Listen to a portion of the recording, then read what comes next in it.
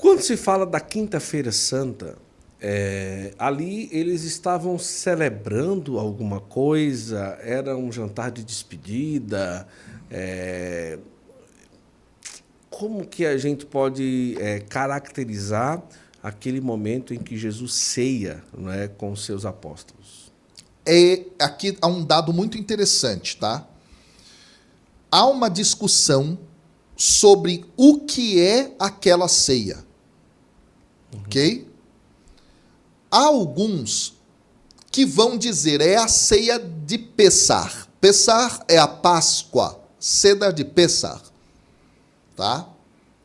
Mas os evangelhos não nos dão total certeza de que aquilo que está sendo feito é esse Seder de Pessar.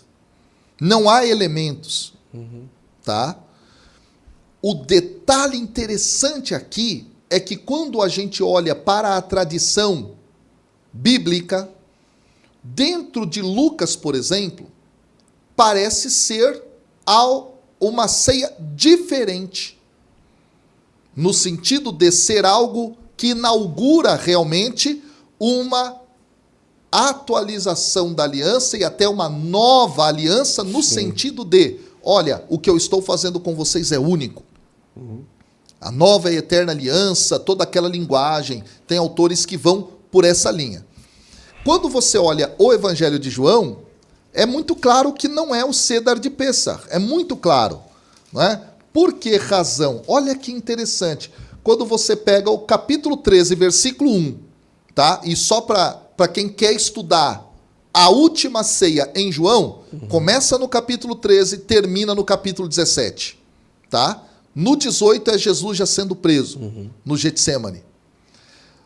O texto fala, versículo 1 do capítulo 13, antes da festa da Páscoa, ou seja, não é o Pêssar, porque o Pêssar é celebrado na Páscoa. Tá? Isso é muito importante. E daí existe uma discussão muito grande, inclusive Ratzinger, tá? Quando escreve o Jesus de Nazaré, Papa Bento XVI, tá? Eu gosto de falar do Jesus de Nazaré como Ratzinger, tá? Porque não é um texto magisterial. Sim, ele escreveu quando cardeal. Né? Não, ele escreveu como Papa. Como Papa, mas não não é um documento da igreja. Tá? Mas, enfim, tá? Aí são opções. E em um dos volumes é a Semana Santa. Certo. Tá? Então é uma dica de leitura para quem quiser aí. Não sei nem se essa versão tem em português, eu a tenho em inglês. E ele faz, num dos capítulos, a explicação, muito bonita, muito didática e muito simples, tá?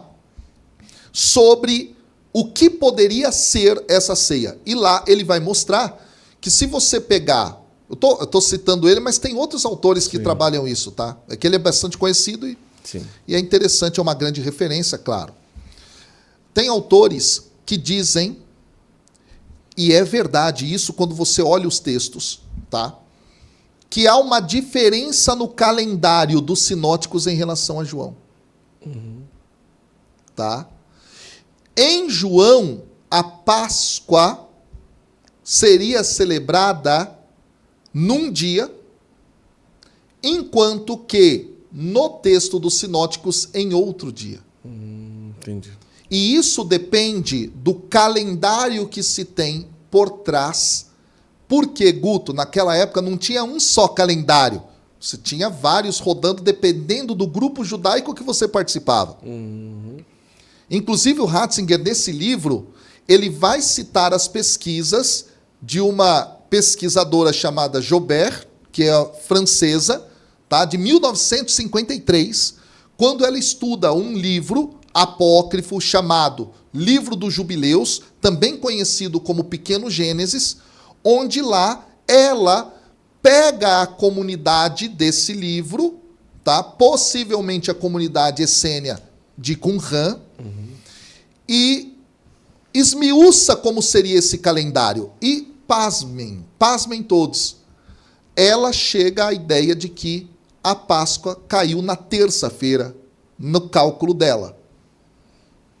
Só que cair na terça-feira é um problema, tá? É um problema não só por causa de questão de Quinta-feira Santa, nada disso, mas é um problema porque parece que não é a única forma de se ver o calendário que está dentro do livro de Jubileus, tanto é que tem pesquisas que já superaram a Joubert em muito, e muito, tá? Hoje em dia tem muitas referências. Inclusive, vou até dar uma dica. Para você que quer saber sobre a questão dos calendários, tá? Você tem a Bíblia de Jerusalém? Se tiver, vai lá no começo da Bíblia de Jerusalém, vai ter lá explicando um pouquinho. O texto é um pouco complicado, mas lá está explicando um pouquinho dessa questão dos diversos calendários que estão presentes no judaísmo e também na própria Bíblia, viu? Também na própria Bíblia. Então, na própria Bíblia, em determinado momento da história, os textos passam a usar um outro calendário. É muito interessante isso. E aí há uma discussão, deixo a indicação, se as pessoas quiserem saber mais sobre essa questão da última ceia, o que seria essa última ceia, muito possivelmente não é o Seder de Pêssar, não é a ceia de Páscoa, tá? E isso é bem interessante, o próprio Ratzinger, Bento XVI, explica isso em um dos volumes do Jesus de Nazaré. Quando se fala de ressurreição, e aqui uma parte do povo judeu que não compreende que Jesus seria o Messias, o fato de ali acontecer a situação de que alguém paga ou, sei lá, ordena divulgar que a ressurreição é uma mentira e tal, não sei o quê. Quem que foi mesmo? Como que foi? Os mandatários judeus ali, daquele momento do Sinédrio. Né? E, olha, diz que é uma mentira, que estão mentindo e tal, não sei o que e tudo. Esse seria um elemento principal para que até hoje, ou eles se baseiam em outros elementos para não reconhecer Jesus como Messias, aqueles que não reconhecem? É assim, ó. Primeiro ponto o judaísmo é muito plural. Certo. Assim como nós temos no cristianismo uma pluralidade, né? Então tem o cristão católico, apostólico romano, o ortodoxo, o luterano, o tal, que tem divergências, tá? Do ponto de vista doutrinário e tudo mais, no judaísmo também. Tá. Então o judaísmo não tem uma unidade tão arraigada como nós católicos temos, certo, a partir da figura de um papa, por exemplo. Certo. Isso é muito importante deixar claro. Daí é que você tem diversas compreensões. Mas voltando para a época de Jesus, Sim. alguns posteriores que viveram na época de Jesus, tá? Viveram na época, mas são posteriores enquanto escritos que não são escritos bíblicos, eles vão ter a tradição oral que vai ser escrita, posta na Mishnah no ano 200 depois de Cristo. Esses aí são os famosos Tanaim, tá? Muito interessante isso. Depois surge o Talmud de Jerusalém no ano 400, em 600, o Talmud babilônico, tal. Esses textos desses grupos aí, né, que vão primeiro ser tradição oral e depois vão ser escritos, quando argumentam a respeito de Jesus de Nazaré, dizem que, ora, ele não é o Messias porque o texto fala no Antigo Testamento que o Messias vai instaurar uma paz mundial e a gente tem guerra até hoje. Entende? Várias outras maneiras de desabilitar a afirmação Jesus é o Messias são postas. Uma delas, que se repete bastante, é isso. Tá? Entendi. Mas o paz, você que é bom em traduzir as palavras, é um paz ou é um paz traduzido as como duas verdade? Coisas. É verdade? Não, é paz mesmo no sentido de paz entre os povos, etc. Tá? Isso é uma das argumentações, tá bom? Então alguns dizem, olha, não é, porque não aconteceu, tá? Só que o discurso de Jesus é um discurso que aponta para o horizonte último da história, na escatologia que a gente chama, no final de todo o processo histórico. E essa paz se instaurará. Sim. Então, Também tem a contra-argumentação, mas de todo modo, eles não entenderam Jesus como Messias por conta de não se enquadrar em coisas parecidas com isso que eu acabei de dizer. Tá? Outros, por sua vez, isso tem registro no Talmud, que é esse livro que vai ser o registro das discussões de diversos sábios que vão pensar a lei oral, que é a Mishnah, e aí vai ter a Guemará, vai ter uma série de coisas aí nesse livro, tá? Lá eles registram, por exemplo, pensamentos de rabinos próximos ao momento em que Jesus está vivendo, e aí vão dizer, olha, Jesus era filho bastardo, na verdade houve uma traição da mãe dele, toda essa história assim, muito triste, né?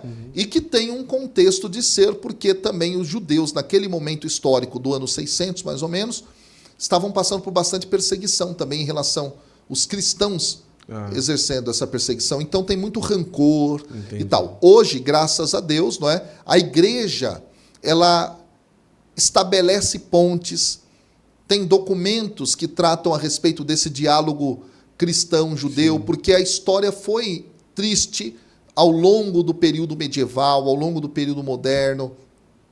Muita violência houve, não é, nesse sentido, e o perdão que o Papa estabelece, o Concílio Vaticano II, que muda a oração universal, que antes dizia pérfidos judeus, né? Nós vamos rezar isso por esses dias aí. Não isso exatamente, porque isso foi tirado, não é?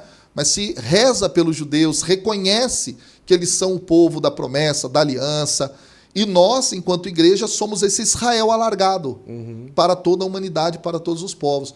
Então, hoje já muitos judeus acreditam que Jesus foi um grande rabino, um grande mestre, portanto, daquela época. Tem judeus que estudam Jesus com o maior respeito possível, tá? Tem autores judeus que escrevem coisas maravilhosas a respeito de Jesus, sabe? Mostrando que Jesus era, de fato, alguém que conhecia as tradições da sua época. Por exemplo, a oração do Pai Nosso.